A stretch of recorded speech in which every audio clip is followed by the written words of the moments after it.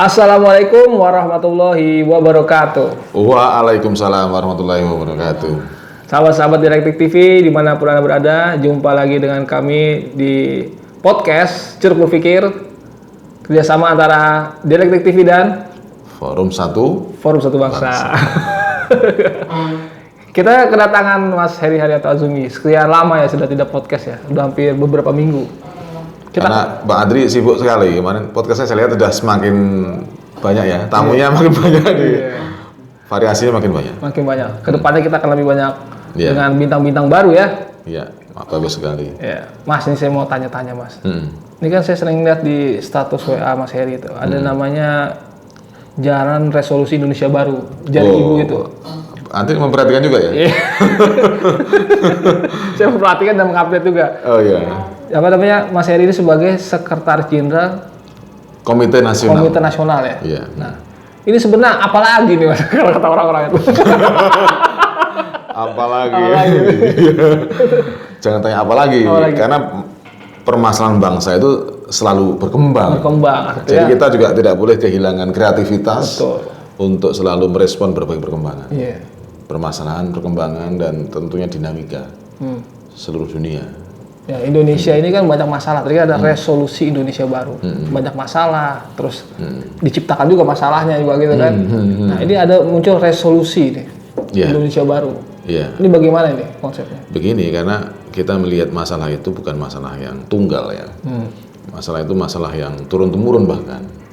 Jadi kita melihat bahwa solusi pun harus solusi yang memiliki akar, memiliki satu historisitas yang memiliki akar tadi ya. Jadi masalahnya punya akar, solusinya harus punya akar juga, gitu kan. Nah, kalau masalah itu kita sadari itu muncul sejak lama, yang belum terselesaikan sampai sekarang, maka kita melihat bahwa dulu pernah ada di negeri ini seorang pemimpin yang memiliki suatu tekad yang sangat kuat, yaitu namanya Insinyur Haji Muhammad Soekarno. Gitu. Itulah yang menjadi akar historisitas resolusi Indonesia ini, gitu Bang Ade. Resolusinya, jadi lebih ke pemikirannya Bung Karno ya? Pemikiran Bung Karno yang kita kembangkan, kita adaptasikan dengan berbagai perkembangan global. Karena Bung Karno sendiri seorang pemimpin yang mendunia, pemimpin yang diakui oleh seluruh dunia karena gagasan-gagasannya tentang internasionalisme dan nasionalisme. Banyak orang mengatakan bahwa nasionalisme dan internasionalisme itu saling bertentangan, padahal tidak. Bung Karno berhasil madu di dalam sebuah model komunikasi, model organisasi, model interaksi yang luar biasa dinamisnya, yang kemudian berhasil memerdekakan negara-negara Afrika, Asia dan Afrika. Itulah buah karya Bung Karno yang sangat monumental dan historik kalau saya bilang gitu. Kan banyak yang bilang juga, apa masih relevan itu ajaran Bung Karno itu diterapkan di era sekarang ini gitu? Bung Karno berhasil membuat kebanggaan, menumbuhkan pride bahwa kita ini bangsa yang bukan bangsa tempe. Kita ini bangsa yang memiliki akar kebanggaan historis yang jauh ke belakang. Nah, ini yang saya kira kalau orang bilang kan dulu gini, kalau sesuatu negara ingin menghancurkan negara lain, maka yang dihancurkan kan akar-akar sejarahnya. Dibikin tidak percaya diri pada sejarahnya. Nah, Bung Karno itu meyakinkan rakyat Indonesia bahwa kalian ini bangsa besar. Jadi berpikirnya bukan sebagai bangsa yang besar. Jangan berpikir sebagai bangsa tempe tadi. Karena ada yang berusaha memframing, yang berusaha meyakinkan bangsa Indonesia bahwa kalian itu memang layak ditindas, layak menjadi kuli dari bangsa-bangsa lain, dari negara-negara lain. Nah, Bung Karno meyakinkan bangsa Indonesia bahwa kalian bangsa besar, bangsa yang memiliki kebudayaan besar, bangsa yang memiliki masa depan yang besar. Jadi tidak boleh terganggu, tidak boleh terpengaruh dengan provokasi, terpengaruh oleh kalau dulu kan sejarah itu dibikin oleh pemenang kan, dibikin oleh orang-orang yang memenangkan sejarah dalam Perang Dunia I, Perang Dunia Kedua, dan seterusnya. Nah, kita yakinkan masyarakat Indonesia bahwa sekalipun sejarah pernah ditulis oleh orang lain, hari ini kita harus menulis ulang sejarah. Versi kita. Karena versi pemenang perang itu tentunya berbeda dengan versi kita. Kita ini kan dulu dianggap menang atau merdeka itu hanya karena momentum. Orang sering mengatakan bahwa kita merdeka karena dikasih hadiah oleh Jepang. Sama sekali bukan. Kita merdeka karena pilihan kita sebagai bangsa yang merdeka gitu. Itu nanti. Jadi menurut Mas Heri ini sebenarnya sejarah kita ini dibelokkan juga ya oleh para kolonial atau Jepang. Otomatis ya? Sejarah kita dibentuk. Jadi masa lalu kita dibentuk. Jadi ada orang mengatakan pertarungan masa depan itu adalah pertarungan merebut makna sejarah. Ya kan? Karena begini, kalau kita kalah dalam perang sejarah, kita akan dibikin tidak bermakna di masa depan. Saya kira bangsa-bangsa besar di dunia selevel Tiongkok itu selalu menyadari bahwa penderitaan di masa lalu dijajah oleh bangsa-bangsa barat itu adalah satu pijakan sejarah untuk menuju Cina modern, menuju Tiongkok modern. Karena itu mereka sadari bahwa sejarah mereka sejarah penindasan, sejarah ditindas oleh bangsa-bangsa lain, dan mereka tidak mau terulang lagi. Nah, mereka menemukan namanya identitas kemandarinan sebagai identitas nasional Tiongkok. Atau bangsa-bangsa lain misalnya Jepang sebagai bangsa yang memiliki akar sejarah yang panjang, itu juga walaupun kemudian terpengaruh oleh Barat, tetapi mereka tetap mengatakan saya orang Jepang. Gitu. Sama dengan bangsa Indonesia memiliki sejarah yang sangat panjang. Karena itu kita harus pertama merebut sejarah dari tangan para penjajah pikiran, penjajah fisik, itu kita rebut dulu makna sejarah itu, bahwa kita lah bangsa yang menentukan bangsa-bangsa lain. Saya tidak mengajak kepada chauvinisme ya, tapi saya ingin mengatakan bahwa tanpa kesadaran sejarah tentang bangsa kita sendiri, kita tidak akan memiliki masa depan. Gitu. Kita rebut sejarah untuk merebut masa depan. Jadi resolusi sejarah pun juga harus dibuat. Lalu langkahnya kan bagaimana nih Mas? Kan karena kita sudah tahu nih dari budaya kita ini sudah dikotak-kotakan lah dengan Jawa, Sumatera dan Indonesia Timur ini sudah dikotak-kotakan oleh kolonial itu. Iya, itulah bom waktu kolonial. Kita selalu tahu bahwa misalnya dimanapun berada, ketika penjajah itu pergi dari tempat itu, dia menyisakan namanya bom waktu. Contoh di anak benua India di Asia Selatan ya. Waktu itu dijajah Inggris. Inggris pergi menyisakan namanya The Partition of India menjadi Pakistan, India dan Bangladesh. Waktu itu Bangladesh belum terbentuk, dia hanya Pakistan Timur ya. Tapi terbelah antara dua yaitu India dan Pakistan. Nah, sampai sekarang nggak selesai itu. Dibikin atas nama agama, atas nama sektarian, atas nama apapun. Jadi menjadi suatu kawasan yang bergolak. Disebut oleh pakar-pakar Amerika sebagai the Arc of Crisis, sebagai lengkung krisis dunia. Nah, saya kira di Indonesia pun juga begitu. Belanda pasti telah menyisakan namanya bom waktu. Bom waktu itu apa? Saya melihatnya dalam bentuk yaitu stereotype. Stereotype satu suku kepada yang lainnya, satu agama kepada yang lainnya, satu kelompok kepada yang lain. Yang sekarang dengan SARA itu. SARA itu adalah peninggalan kolonial sebenarnya. Peninggalan cara Belanda, cara penjajah kolonial melakukan politik divide et impera. Yaitu membuat narasi konflik antara suku A dengan suku B, agama A dengan agama B, kelompok A dengan kelompok B. Memang di dalam sejarah Nusantara ada konflik, tetapi tidak seperti itu cara penyelesaiannya. Nah, dengan adanya suatu dokumen-dokumen sejarah yang menyebut bahwa suku A ini dulu terlibat dalam perang antara misalnya Sunda dengan Jawa ya, yang berakibat pada perang bubat itu antara Putri Galuh dengan Hayam Wuruk misalnya, yang terjadi perang bubat. Maka itu seolah-olah menjadi pembenar bahwa orang Sunda dengan orang Jawa tidak boleh kawin-mawin gitu ya. Nah, itu padahal itu dokumen yang difalsify itu, dipalsukan untuk membuat konflik-konflik seperti itu. Banyak lagi yang lain yang memunculkan stereotip dan stigma terhadap etnis Tionghoa misalnya. Kalau menikah dengan orang Tionghoa maka akan sial katanya. Dengan bekal pengalaman Pangeran Diponegoro menikah dengan Putri Tionghoa, akhirnya kalah dalam perang Jawa itu.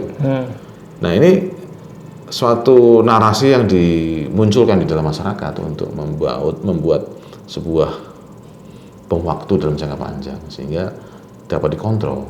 Ujung dari kolonisasi kan kontrol sebenarnya. Ya, mengontrol sejarah itu juga bagian dari mengontrol masa depan tadi, kan seperti yang kita sampaikan di pertama tadi. Itu Bang Tri. Mengontrol sejarah dulu di pasukan agar kita membuat konflik di bangsa kita sendiri gitu ya. Iya.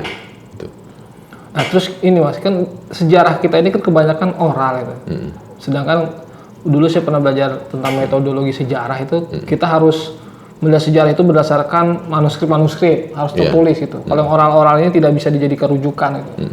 Nah sedangkan sejarah bangsa kita ini, yang budaya-budaya kita ini sedikit sekali yang ada manuskripnya, lebih banyak ke oralnya. Bagaimana itu? Begini, kita harus tahu bahwa itu oral history itu bentuk perlawanan sebenarnya. Dia resistant movement against the colonizing world ya. Karena kita nggak mungkin melawan melalui teks, maka dilawannya melalui budaya lisan dengan oral history. Maka banyak sekali kemudian kita temukan fakta-fakta yang diwarisi melalui oral history ini tentang bagaimana kebanggaan, bagaimana keagungan nenek moyang kita. Sampai ditemukannya Gunung Padang, kita belum percaya bahwa budaya kita budaya tua gitu loh. Iya. Baru setelah ada penemuan Gunung Padang, orang kemudian percaya, oh iya, ternyata kita budaya tua. Nah, yang menjadi pertanyaan adalah kemana perginya mungkin situs-situs itu selama ini. Kenapa baru sekarang muncul?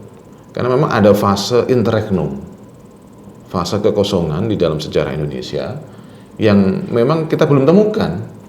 Saya berharap kemudian selama proses kita menemukan jati diri bangsa kita ini, menemukan kembali kita sendiri ini, kita akan menemukan kembali bukti-bukti arkeologi tentang kejayaan masa lalu Indonesia. Jadi saya tidak mengatakan oral history versus dengan yang tertulis, dengan written history, tapi bagaimana keduanya saling melengkapi. Masa baru Indonesia ini, negara Indonesia yang kemudian menemukan harapan baru ini harus mampu mengkombinasikan antara oral history dengan written history. Gitu. Nah, tadi kembali kepada kejayaan Nusantara dari setelah kita rekonstruksi sejarah tadi itu ya. Kenapa mungkin kita untuk kembali ke kejayaan Nusantara itu? Sedangkan kita kan kita sekarang menjadi negara yang dependensial, ketergantungan itu dengan negara-negara adidaya itu. Nah, itu perlu tekad. Tekad itu kalau bahasa kami namanya resolusi. Resolusi tekad, keputusan, dan manifesto untuk melakukan perjuangan itu namanya resolusi.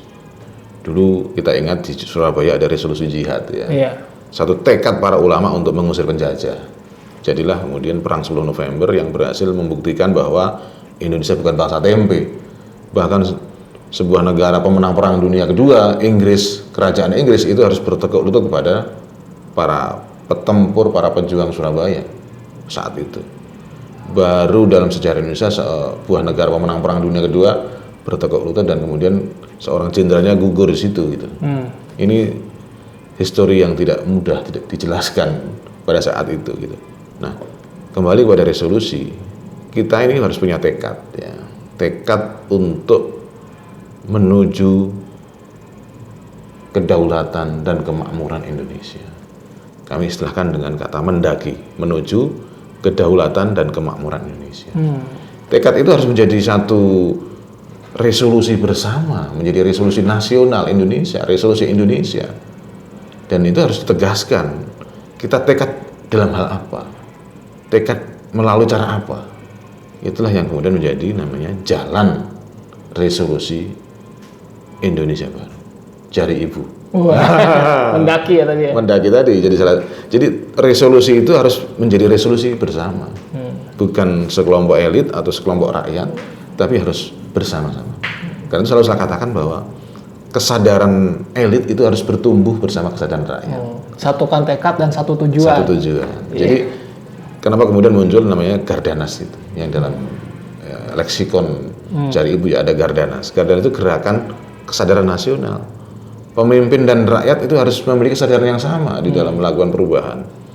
Jadi bukan satu wangsa A, dinasti A melawan dinasti B, bukan. Kesadaran bersama para elit dan para rakyat. Karena elit sebenarnya adalah rakyat. Manunggaling kawula Gusti. Gitu. Jadi artinya gini, pemimpin itu dan harus memberikan kesadaran pada rakyat itu. Ya, harus bersama. Bukan sekedar dikasih duit, dikasih kesejahteraan saja gitu ya. Itulah perubahan politik yang harus kita lakukan. Rakyat jangan jadi korban dari ambisi politik elit. Rakyat itu adalah bagian dari elit. Elit adalah bagian rakyat. Jadi manunggaling kawula dan Gusti, manunggaling Gusti dan kawula itu harus sama sebenarnya. Keinginan untuk bersama itu harus datang dari dua arah. Rakyat ingin juga menjaga elitnya karena elitnya telah terbukti mengajak kepada kesadaran yang sejati, dan elit juga melindungi rakyat karena itu bagian dari legitimasinya. Tanpa rakyat tidak ada elit. Tanpa elit rakyat akan menjadi korban-korban bangsa-bangsa lain, negara-negara lain, kelompok-kelompok lain gitu. Jadi elit dan rakyat itu harus jadi satu gitu. Di situ ya. Setelah Gardanas itu apa lagi, Mas? Ada namanya imanasi. Oh, imanasi. Jadi imanasi itu kalau dalam bahasa pesantren namanya insan kamil. Oh. Jadi kesadaran rohaniyah dan jasadiyah itu harus jadi satu. Jadi kesadaran yang telah menumbuh istilahnya. Jadi insan kamil. Jadi manusia sejati itu manusia yang telah memenuhi satu unsur pemenuhan batin dan jasadnya secara bersama-sama. Karena manusia itu manusia yang memiliki unsur jasadiyah dan rohaniyah gitu. Jadi kalau ditanya apa sih kebahagiaan, maka kebahagiaan adalah kebahagiaan rohaniyah dan jasadiyah. Kebahagiaan yang bisa dianggap sukses, bisa juga dianggap sempurna lahir batin gitu. Jadi ada aspek spiritual di situ, Pak. Spiritual. Iya. Oh iya, negara kita kayak aspek spiritualnya agak kurang ya, Mas ya? Bagaimana? Ya karena ini spiritual dimaknai hanya sebagai sebuah istilah. Dimaknai hanya sebagai sebuah apa namanya? Kita sering menyebut nama spiritual, sering menyebut agama, sering menyebut apapun, bahkan cenderung orang itu kalau tidak dianggap beragama itu malu di Indonesia. Tetapi bukan masalah itunya. Beragama, berspiritual itu artinya adalah memanifestasikan peran spiritual dalam kehidupan berbangsa dan bernegara. Contohnya apa? Kalau orang mengatakan seorang politisi misalnya, ketika dia berhasil mencapai posisi tertentu di dalam politik, maka dia akan kembali mandita. Dia kembali kepada justru dasar dari dia berpolitik, yaitu itu tadi kalau kita bilang kesempurnaan lahir batin itu, jadi dia menjadi pandita. Bukannya jadi pembina partai? Ya itulah kemudian menjadi politik itu seolah-olah karir. Seolah-olah karir. Kalau dimaknai sebagai hanya sekedar kekuasaan, maka menjadi karir. Padahal dalam sejarah Nusantara itu namanya raja menjadi pendeta itu, menjadi pertapa itu sudah lumrah. Kenapa? Karena ingin menyempurnakan pencapaiannya, peradabannya, menyempurnakan bahwa saya ini seorang raja yang pandita, satria pinandita, misalnya gitu, ya. Ini adalah sebuah manifestasi dari kesempurnaan itu sendiri. Kayak Brawijaya 5 ya. Ya, pada akhirnya harus bertapa, harus menjadi zuhud, harus kembali pada pengabdian masyarakat, menjadi guru. Bangsa itu kan. Prabu Siliwangi juga begitu kan? Ya, Gus Dur ya. Gus Dur tidak pernah bersedih walaupun digulingkan, dan kemudian kembali pada fungsi pendidikan politik rakyat, kesadaran rakyat. Tapi kan masih banyak, Mas, orang menjadikan politik itu sebagai karir itu. Jadi ketika mereka menjadi aktivis itu cita-citanya jadi politisi gitu. Ya, karena politik sudah dimaknai murni sebagai perebutan kekuasaan. Padahal politik dalam jati diri kita ini adalah politik sebagai sarana untuk mencapai keunggulan dan keluhuran peradaban. Jadi besar, politik itu besar, bukan kecil itu. Visinya besar, cuma dikecilkan ya di sebuah karir ya, yang penting mendapatkan kekuasaan gitu. Ya, kalau kekuasaan itu menjadi tujuan, maka akan membuat konflik itu menjadi sesuatu yang menjadi yang harus. Konflik itu padahal kemudian bisa dimaknai sebagai sebuah dinamika ya, dialektik di dalam pemikiran, di dalam tindakan dan sebagainya. Nah, tapi karena era demokrasi yang ikut demokrasi liberal barat, maka menjadi pertarungan yang betul-betul merebutkan kursi. Padahal kursi itu apa sih? Kursi itu sebenarnya kan kedudukan mulia, di mana di situ diisi orang mulia dengan pikiran mulia, dengan pikiran-pikiran besar untuk bangsa dan negara. Jadi kalau sekarang ada keluhan bahwa politik itu menjadi bancaan, menjadi tempat oligarki menabur pengaruh untuk menguasai negara, ya itulah kritik terhadap demokrasi kita yang semakin tidak substantif gitu. Jadi kita kembalikan demokrasi kita sebagai demokrasi substantif, yaitu demokrasi di mana elit yang terpilih itu kemudian menjadi elit pikiran, elit yang betul-betul berpikir untuk bangsa dan negara. Kan sekarang ini kan kita kehilangan kemampuan untuk membedakan antara selebriti dengan tokoh masyarakat, dengan tokoh publik. Selebriti karena dianggapnya bahwa politik itu one man one vote, maka siapapun yang mendapatkan dukungan banyak dianggap sebagai tokoh publik. Padahal di dalam politik kita di Indonesia, seorang pemimpin adalah tauladan. Seorang pemimpin adalah contoh bagi masyarakatnya. Maka ketika demokrasi liberal masuk, contoh itu adalah siapapun yang bisa mendapatkan dukungan politik dalam pengertian jumlah massa, jumlah suara, itu akan dianggap tokoh publik. Nah, itu tidak substantif lagi akhirnya. Itu kembali kepada prosedural demokrasi. Di situ ya politik jadi suatu karir itu ya. Iya. Nah, terus kembali lagi nih, kita bicara tentang tadi kan politik. Sekarang kita lihat misalnya di Indonesia ini politik dan ekonomi kan menjadi satu kesatuan itu. Jadi orang kalau berpolitik itu tujuannya adalah mencari keuntungan, keuntungan ekonomi. Iya. Misalnya sudah terjadi perkawinan antara namanya oligarki dengan politik ya, oligarki ekonomi dan oligarki politik. Itu yang harus dihadang, harus diseimbangkan supaya tidak terjadi bahwa pemilik uang yang punya uang itu menentukan masa depan politik. Karena politik berbasis uang itu pasti akan bergulir terus, akan menjadi sebuah habitus, menjadi interaksi yang permanen, sehingga tidak ada harapan bagi anak-anak muda yang cerdas, anak-anak muda yang tumbuh dari kultur meritokrasi untuk masuk ke dalam sistem. Karena tidak punya uang. Tidak punya uang. Nah, sementara kalau kita ini tidak menyembah dan tidak memohon-mohon kepada elit, maka yang muda-muda ini memang tidak diberikan ruang. Jadi menurut saya betul bahwa meritokrasi itu harus menjadi satu pilihan, menjadi suatu pijakan. Pemerintah itu secara afirmatif harus mendukung terjadinya meritokrasi. Jadi kurangi namanya politik dinasti secara bertahap, dalam pengertian bahwa siapapun boleh masuk ke dalam sistem asalkan memiliki kualitas tertentu. Nah, masalahnya adalah anak-anak orang biasa ini sudah terlanjur jauh dari sistem karena tidak mampu masuk dalam sistem, tidak mampu mendapatkan pendidikan yang membuat mereka masuk dalam sistem. Nah, harus ada tindakan afirmasi bahwa ditumbuhkan, dimunculkan anak-anak muda baru dari berbagai daerah dengan keterwakilan berbagai macam agama, suku, daerah untuk menjadi bagian dari elit nasional. Itu saya kira Jari Ibu juga akan melakukan itu. Jari Ibu akan melakukan rekrutmen terhadap darah baru Indonesia ini dari berbagai sumber agar tidak terjadi qila takuna daulatan bainal aghniya'i minkum, supaya elit nasional itu mengalami rotasi, tidak berputar-putar ya di situ. Rotasi dari berbagai sumber yang saya sebut tadi, agamanya, daerahnya, sukunya. Jadi kita bisa berharap masa baru Indonesia itu dari meritokrasi. Meritokrasi. Iya. Apa mungkin itu Mas terwujud? Sangat mungkin. Memang perjuangan ya, saya kira. Tapi mungkin.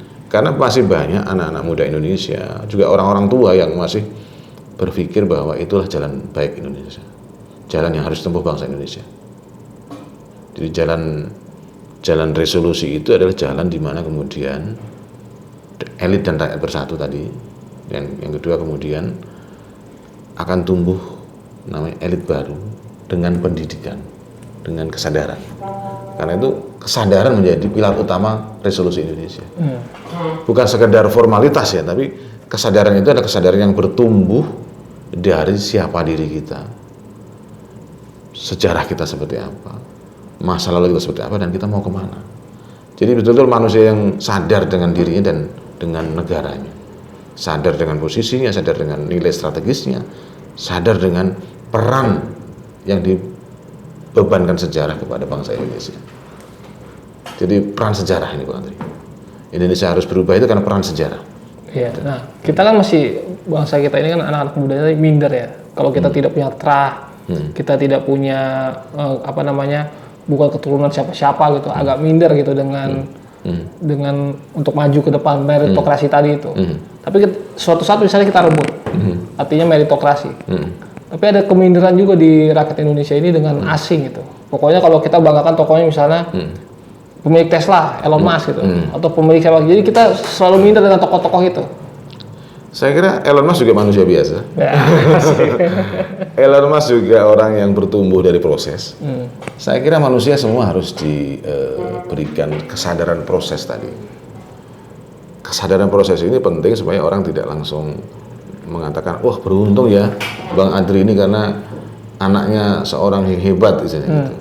Padahal Bang Adri ini seorang yang selama 3 tahun terbukti secara konsisten melakukan diseminasi ide-ide positif gitu loh, tanpa harus menebar proposal kata beliau kan.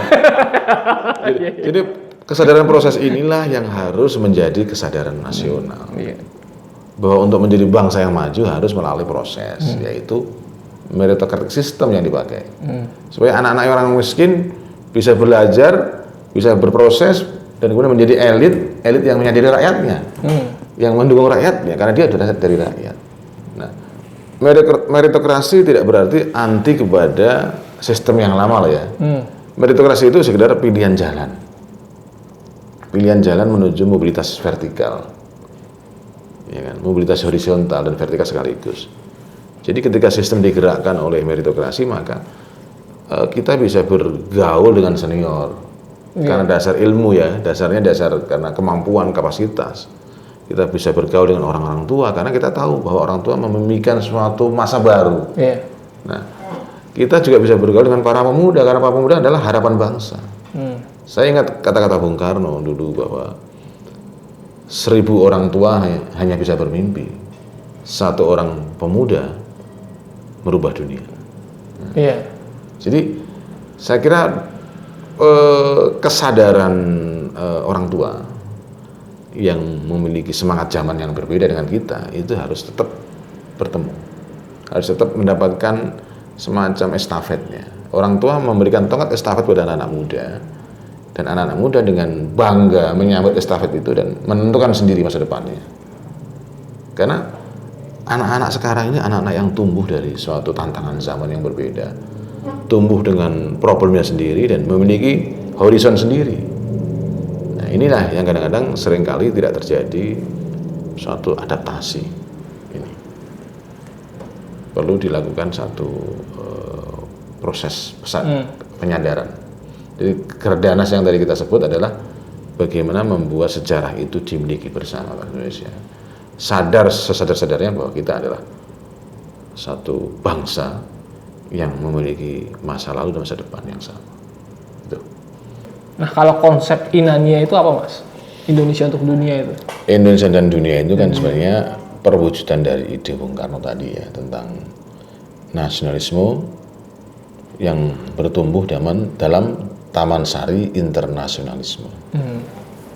Nah, karena kita menyadari bahwa kita bukan bangsa tempe, dibuktikan dengan kemampuan Bung Karno untuk menggalang solidaritas, menggalang kekuatan bangsa-bangsa Asia, Afrika, dan dunia bahkan, maka hari ini pun kita juga harus kembali kepada spirit Inania itu. Spirit nasionalisme berbarengan dengan internasionalisme. Jadi sering saya katakan bahwa masa depan dunia tergantung bagaimana kita Indonesia ini mampu keluar sebagai bangsa yang lahir batin. Bangsa yang betul-betul menyatu antara potensi dengan manifestasinya. Ini Inania. Seringkali orang tidak percaya diri bahwa Indonesia itu bisa menyelesaikan permasalahan dunia. Ketika Gus Dur misalnya, sekali lagi saya ulang ya, dulu ketika mengajak bangsa-bangsa mengajak bangsa Indonesia sendiri contohnya untuk membentuk suatu hubungan, suatu poros ya, Jakarta, Peking, New Delhi misalnya. Orang nggak percaya bisa nggak Indonesia, sehingga justru kemudian kehilangan legitimasi di tahun 2001 kan, karena semua melakukan perlawanan pada Gus Dur. Nah sekarang ada kesempatan baru di mana orang kemudian tahu ide-ide itu ternyata betul. Ide Bung Karno tentang Asia Afrika, ide Bung Karno tentang nasionalisme bertumbuh dalam Taman Sari internasionalisme, itu sekarang betul semua, terbukti betul, terbukti benar. Kalau dari dulu kita konsisten dengan ide itu, saya kira hari ini kita sudah menjadi bangsa yang paling berpengaruh di dunia. Karena semua negara sedang mencari Indonesia. Semua negara sedang ingin mengeksplor Indonesia. Kenapa mereka yakin bahwa solusi di Indonesia? Saya juga nggak tahu kenapa mereka meyakini itu. Iya. Mulai dari ditulisnya buku-buku misalnya The Lost Atlantis Finally Found misalnya. Atlantis yang hilang itu ya. Atlantis yang hilang itu kan. Kemudian apalagi yang satu lagi tentang DNA bangsa Indonesia itu. DNA yang paling murni dan paling kuat di dunia. Nah, jadi itu saya kira bukan kebetulan. Ketika banyak pengamat, banyak penulis, banyak pemerhati peradaban itu menoleh kepada Indonesia, artinya ada sesuatu yang sedang bergerak di situ. Ada sesuatu yang sedang bergerak dan itu mereka tahu bahwa di Indonesia lah solusinya. Penemuan Gunung Padang saya kira juga pas betul momentumnya dengan buku-buku yang tadi ditulis ya.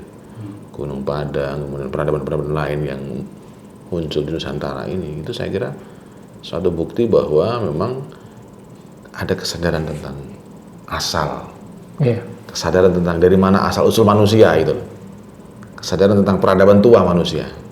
Jadi karena krisis peradaban manusia hari ini adalah karena tidak menyadari dari mana asal usulnya, sehingga krisis peradaban modern, krisis dalam bentuk spiritualitas, krisis dalam bentuk kemudian perang peradaban, perang yang begitu besar berkecamuk di dunia, dan sekarang COVID-19 ini perwujudan dari ketidakpercayaan warga dunia untuk bisa bekerja sama, bahwa kita bisa bertumbuh bersama-sama. Jadi pertumbuhan suatu kelompok harus dikompensasi dengan hancurnya kelompok yang lain. Itu kan nalar lama yang kemudian menghancurkan dunia. Menarik tadi Guru Padang itu. Saya lihat di podcast ya, dia di Corbuzier itu mengatakan bahwa ada yang bilang, wah Gunung Padang itu sepertinya alien karena situsnya dia sangat tua gitu. Padahal itu kan seperti pengalihan bahwa sebenarnya peradaban kita ini sudah sangat tua sekali gitu kan. Suatu hari nanti akan terbukti melalui suatu upaya-upaya yang saintifik bahwa asal usul manusia adalah di Nusantara. Jadi bukti-bukti yang hilang atau dihilangkan di dalam sejarah kita ini ya karena mereka tidak mau bahwa Indonesia ini adalah asal mula peradaban dunia. Harus dikaburkan itu. Harus dikaburkan. Itu yang disebut sebagai deception itu. Teori deception bahwa agar suatu negara hancur maka dihancurkanlah masa lalunya. Bahkan gini kan ada yang dikatakan Bung Karno ya dalam di bukunya itu di bawah bendera revolusi itu dikatakan bahwa sebenarnya penjajah-penjajah itu orang-orang barat itu datang ke negeri kita ini karena mereka kekurangan rezeki di negaranya gitu. Ya otomatis. Coba sekarang kita bayangkan dengan iklim yang stabil selama setahun ya, hanya musim panas dan musim hujan, maka di sini akan tumbuh semua tanaman, akan berkembang flora dan fauna lah kira-kira yang dibutuhkan untuk manusia. Jadi center of gravity-nya itu ada di zona kita ini, yang sepanjang tahun bisa cocok tanam, kemudian iklimnya iklim yang sedang. Kalau di tempat lain kan panas sekali, dingin sekali. Jadi kira-kira itu mereka manusia yang satu dimensi. Nah di Indonesia itu dimungkinkan jadi manusia yang bi-dimensional man, manusia yang bisa menjadi dua dimensi. Kenapa? Dalam iklim yang stabil ini bisa berkembang, bertumbuh pikiran-pikiran, bertumbuh spiritualitas, bertumbuh macam-macam. Gitu. Iya. Ini entah klinik atau tidak ya, saya. Jadi waktu saya pernah ada yang ke Gunung Padang gitu, ke sana. Dan di situ dibilang katanya kalau Gunung Padang itu sengaja diacak-acak, tata letak dari batu-batunya itu letaknya diacak-acak. Padahal kalau itu sebenarnya menjadi, kalau disambung-sambungkan itu menjadi suatu energi yang kuat dan Indonesia akan kembali kepada kejayaan. Itu dia, itu pemelukan kesadaran sejarah ya. Kenapa? Karena sejarah itu berbicara dengan bahasanya.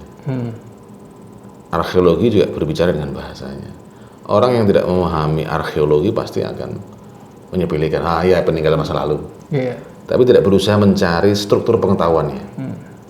Karena suatu bangunan dibentuk itu bukan tanpa struktur pengetahuan. Setiap era itu ada struktur pengetahuannya. Nah, sekarang pertanyaannya adalah kemampuan kita untuk mengorganize struktur pengetahuan itu, menggali dan organize. Setiap era ini ada struktur pengetahuannya. Nah, kita harus berusaha itu melakukan pendalaman kembali. Karena itu kita di Jari Ibu berencana untuk membuat namanya Museum Peradaban Nusantara. Apa itu Museum Peradaban Nusantara? Yaitu museum yang kita dedikasikan untuk menggali kembali peradaban-peradaban yang ada di Nusantara ini. Kita rencana akan membangun Museum Peradaban Nusantara untuk Melayu, peradaban Melayu, itu yang akan mencapai Sumatera, bagian Kalimantan, Semenanjung Malaya, Thailand, sampai Brunei, sampai mungkin Filipina. Itu sebagai sebuah identitas peradaban Melayu. Ada juga peradaban Jawa. Jawa dalam artian Jawa yang punya peradaban sendiri ini ya. Kemudian Borneo, Sulawesi, dan Melanesia. Melalui ini kita ingin mengatakan kepada dunia bahwa Indonesia ini memiliki apapun yang Anda inginkan. Dari sisi akar-akar peradabannya. Jadi ada keterkaitan. Ada keterkaitan. Kayak ini ada muncul di berita online. Saya baca kemarin yang Nyai Roro Kidul itu sebenarnya adalah putri Raja Batak. Iya. Yang dibuang ke laut lalu muncul di itu kan kurang lebih cerita yang sama yang berkembang di pesisir-pesisir Jawa Selatan kan, tentang Dewi Gili Suci, tentang dewi-dewi yang kemudian mengalami pencerahan spiritual dan seterusnya. Jadi sebenarnya kita ini diikat oleh sebuah narasi peradaban yang sama. Iya, cerita-cerita yang sama bisa jadi sebenarnya kita terikat ya satu sama lain ya. Betul. Jadi misalnya contoh gini, dengan Museum Peradaban Melanesia, kita ingin mengatakan bahwa bangsa Papua, rakyat Papua itu bukan beban bagi Indonesia. Mereka adalah potensi bagi Indonesia. Kenapa? Karena dari Papua ini kita bisa melakukan difusi peradaban kepada negara-negara lain di Papua Nugini, di Mikronesia, Makronesia, Polinesia, Solomon Island, kemudian sampai Australia, New Zealand, dan lain-lain. Karena sebenarnya diplomasi peradaban itu lebih efektif dibandingkan diplomasi politik. Kenapa? Karena yang kita cari dalam diplomasi kan commonalities, what we have in common, apa persamaan-persamaan kita. Soalnya Papua itu bagaimana Mas sejarahnya itu? Ya Papua kan justru menjadi center of gravity di era lama kan. Jadi ras Melanesia, Polinesia dan seterusnya ini memiliki ikatan-ikatan yang sama. Makanya kemudian Amerika dengan Hawaii ya, melalui Hawaii Amerika ini melakukan difusi juga ke negara-negara Pasifik, Solomon Island, Mariana Islands, sampai Guam. Ini kan menjadi zone of influence-nya Amerika. Gitu. Papua itu bagian dari peradaban Indonesia atau bagaimana? Nusantara lama ini. Nusantara lama. Itu luas sekali. Jadi Nusantara lama ini sangat luas dan jejak-jejaknya sangat bisa dirasakan di semua daerah tadi. Nama-nama bahasanya itu banyak kemiripan-kemiripan. Kita tidak pernah membayangkan bahwa orang Nusantara lama itu berlayar sampai Madagaskar dan membuat koloni di sana. Jadi bangsa sana itu sebenarnya bagian dari kita juga. Bagian dari kita juga. Kita berlayar sampai Hawaii itu kan orang lama-lama ini kan. Artinya mereka ada suatu sistem pengetahuan tadi, ada struktur pengetahuan, struktur berpikir, dan kemudian jaring-jaring pengaruh. Itu tidak bisa dipisahkan. Suatu negara sudah berpikir besar, pasti nanti ke bawahnya itu struktur jaringan kekuasaannya itu besar. Besar. Apalagi ada Singapura, kan? Itu bahasa Indonesia banget kan? Singapura. Jadi Singapore. Gitu. Singapura. Akhirnya berubah lah jadi. Kalau itu kan Temasek dulu namanya. Pulau kecil namanya Temasek. Kemudian menjadi Singapura oleh Raffles. Setelah Raffles pergi ke Jawa kan gitu kan. Raffles pergi ke Jawa. Sempat menulis sebuah buku The History of Java waktu itu ya. Artinya ingin menjadi seorang yang dianggap dekat dengan Jawa. Nah, jadi sempat juga berinteraksi di sini kan. Berarti diacak-acak juga sejarah kita ya? Ya kan versi masing-masing akhirnya kan. Masing-masing adventurer istilahnya, para petualang-petualang ini kemudian menulis sejarah sesuai dengan kepentingan masing-masing. Bahkan Marco Polo juga sebagai seorang Italia, seorang Venetian ya istilahnya, itu juga menulis sejarahnya sendiri seperti Marco Polo. Nah sejarah yang kita tahu kan, versi Marco Polo, versi Raffles, versi macam-macam nih kan. Semua Ibnu Battuta misalnya kan, ya, semua ini orang lain menulis kita. Coba sekarang bagaimana kita menulis kita? Ada tokohnya itu. Mas Agus Sunyoto. Ya ada orang-orang seperti itu harus didukung supaya menjadi satu cara pandang baru sejarah Indonesia gitu. Itu. Tapi dianggapnya tidak otoritatif bagaimana itu? Ya kalau itu kan karena terlalu terpengaruh dengan sejarah versi Barat. Ya. Nggak apa-apa, memang itu interaksi yang harus dilakukan terus-menerus, perdebatan yang harus dilakukan terus-menerus karena pada akhirnya kita harus memenangkan kebenaran sejarah Indonesia. Kita punya versi sendiri dong. Kita negara yang merdeka, berdaulat kok. Kita peradaban yang dalam kok. Kenapa kita harus takut dengan peradaban lain? Kalau sejarah itu sudah terbongkar, itu kan dengan sendirinya kan kesadaran baru ya. Misalnya kayak Mas Agus itu kan di bukunya itu memunculkan kapal yang besar. Bahwa kita ini sebenarnya nenek moyang kita ini seorang pelaut yang bangsa maritim lah. Betul. Terus kita punya meriam sendiri seperti itu. Betul. Artinya kalau itu semua sejarah itu terbongkar, sadar dong rakyat kita. Ya sadar lah. Karena kalau kita sadar kan ada pride ya, mental minder tadi, inferiority complex itu bisa hilang. Apakah ini jadi ketakutan dari negara lain? Saya kira iya, karena penjajahan melalui budaya, penjajahan melalui pikiran itu mendahului penjajahan dengan fisik. Dan di era sekarang penjajahan bukan fisik lagi, tapi mind control, mengontrol pikiran dan hati masyarakat melalui operasi propaganda kan itu bilang. Propaganda itu kan istilah, tapi juga bisa melalui operasi pengetahuan, buku yang dipelajari, teori-teori yang diberikan, intelektual yang disuruh baca, itu juga bagian dari the colonizer model of the world misalnya. Cara negara penjajah mengkontrol koloninya dengan pikiran dan pengetahuan. Nah, kita harus memunculkan kaweruh Nusantara sendiri. Ya, itu perlu resolusi tadi. Resolusi sebagai satu cara kita menyelesaikan berbagai permasalahan bangsa Indonesia. Gitu. Oke, Mas Heri, pertanyaan terakhir ya. Apakah nih Jari Ibu Jalan Resolusi Indonesia Baru ini sejalan dengan program pemerintah saat ini gitu? Pertanyaannya menjebak ya? Menjebak. Begini Bang Haji, kita ini kalau di Jari Ibu ini percaya pada konsep Tutwuri Handayani.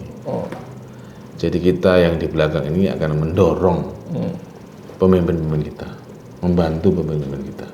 Jadi Jari Ibu ini in support of our government, mendukung pemerintah, terutama saat kita sekarang ini menghadapi pandemi ini. Kita berusaha agar program-program Jari Ibu itu membantu pemerintah dan rakyat Indonesia. Makanya kita berpegang pada prinsip Tutwuri Handayani tadi. Nah, jadi karena bangsa kita hari ini memerlukan satu kebersamaan ya, memerlukan satu kolaborasi untuk keluar dari krisis, keluar dari dampak-dampak pandemi yang telah meluluh lantakkan mata pencaharian kita semua gitu.